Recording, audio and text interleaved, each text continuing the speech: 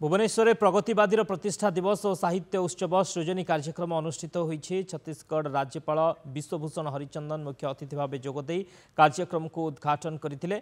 प्रगतिवादी प्रतिष्ठाता स्वर्गत प्रद्युम्न बळंक स्मृति उद्देश्य विभिन्न समय प्रकाशित पृष्ठार स्टल को उद्घाटन करथिले राज्यपाल। यह अवसर में 5 जन प्रतिभा को सम्मानित करा जायथिला। वरिष्ठ सांबादिक तथा स्तंभकार स्वर्गत अरुण कुमार पंडा को मरणोत्तर भाव प्रगतिवादी सम्मान ने सम्मानित करा जायथिला। श्रमिक बाइलडू चौधरी और खबर कागज वितरक सनातन राउत को प्रगतिवादी सम्मान प्रदान करा जायथिला।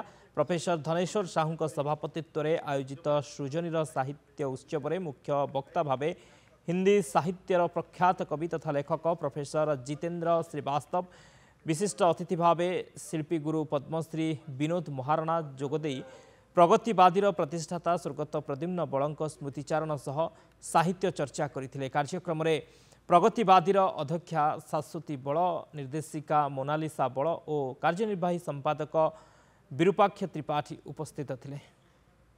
मे पहला 1979 रे प्रगतिवादी दिल्ली हेतला और प्रतिष्ठाता प्रद्युम्न बळ बिलीव करथिले कि जे सोशल डेवलपमेंट आनी हब साहित्य और संस्कृतिर मिलन रे।